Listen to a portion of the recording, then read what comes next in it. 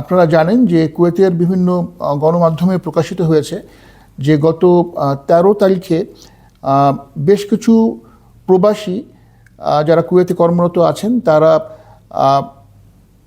ঘরে তৈরি বিষাক্ত মদ খেয়ে তারা বিভিন্ন হসপিটালে অ্যাডমিট হয়েছেন। এর মধ্যে 23 জন বা তার চাইতে বেশি নিহত হয়েছেন। অনেকে অসুস্থ হয়ে হসপিটালে আছেন, তাদের কিডনি ডায়ালাইসিস লাগছে। তো 13 তারিখে খবরটা পাওয়ার সাথে সাথেই আমরা আমাদের দূতাবাস থেকে আমাদের যে দূতাবাসের প্রতিনিধি তাকে আমরা পাঠাই সংশ্লিষ্ট হসপিটালে খোঁজ নেওয়ার জন্য এর মধ্যে কোনো বাংলাদেশি আছেন কিনা, এবং যারা মারা গেছেন তাদের মৃতদেহ যেখানে রাখা ছিল আপনার দাজিজ মর্গ, সেখানে আমরা আমাদের প্রতিনিধি পাঠাই, সংশ্লিষ্ট পুলিশ স্টেশনে আমাদের প্রতিনিধি পাঠাই এবং খোঁজ নিয়ে এর সাথে কোনো বাংলাদেশি জড়িত কিনা, এবং আমরা জানতে পারি যে এর সাথে কোনো বাংলাদেশি জড়িত নেই। কিন্তু আমরা একটু অবাকই হই, গত 16 তারিখ রাতে আমরা দেখতে পাই যে কোনো একটি পত্রিকার, কুয়েতি পত্রিকার ইংরেজি ভার্সন সেটা অনলাইনে ভার্সনে আপনারা দেখাচ্ছে যে এই যে বিষাক্ত মদ যে কাণ্ড যেটা হয়েছে এখানে, তার মূল হোতা একজন বাংলাদেশি, যিনি চক্রের নেতা। বা যে নামটা এখানে বলা হচ্ছে সে হচ্ছে গিয়ে দেলোরা ব্রাকাশ দারাজি। এটা বাংলাদেশি কোনো নাম না। তো অন্য কারো দোষ বাংলাদেশের উপরে চাপানো হচ্ছে।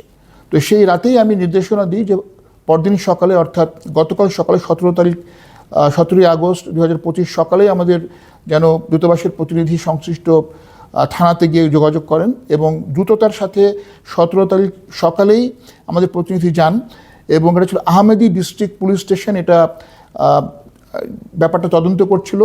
এবং সেই পুলিশ স্টেশনের অন্তর্ভুক্ত যে ইনভেস্টিগেশন ডিপার্টমেন্ট, তার চিফ ইনভেস্টিগেশন অফিসার আমাদের প্রতিনিধিকে কনফার্ম করেছেন যে এই বিষাক্ত মদকাণ্ডে যারা মারা গিয়েছেন এর মধ্যে কোনো বাংলাদেশি নেই, যারা আহত হয়ে বা অসুস্থ হসপিটালে আছেন তার মধ্যে কোনো বাংলাদেশি নেই, এবং এই বিষয়ে যে 67 জনকে গ্রেপ্তার করা হয়েছে তার মধ্যেও কোনো বাংলাদেশি নেই।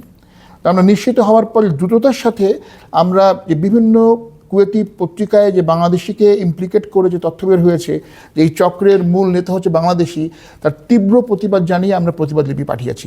এবং এই 17 তারিখ অর্থাৎ গতকাল রাতেই কোনো পত্রিকা আমাদের রিজয়েন্ডার ছেপেছে এবং তারা দুঃখ প্রকাশ করেছে ভুল তথ্য দেওয়ার জন্য।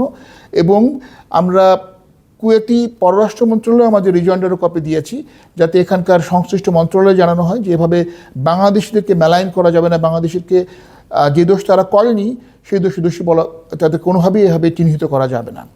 তো আমরা বাংলাদেশিদের স্বার্থ রক্ষার জন্য সর্বদা কাজ করে যাচ্ছি এবং দ্রুত এবং পদ্ধতিগতভাবে কাজ করছি আমাদের স্বার্থকে বহাল রাখার জন্য। ধন্যবাদ।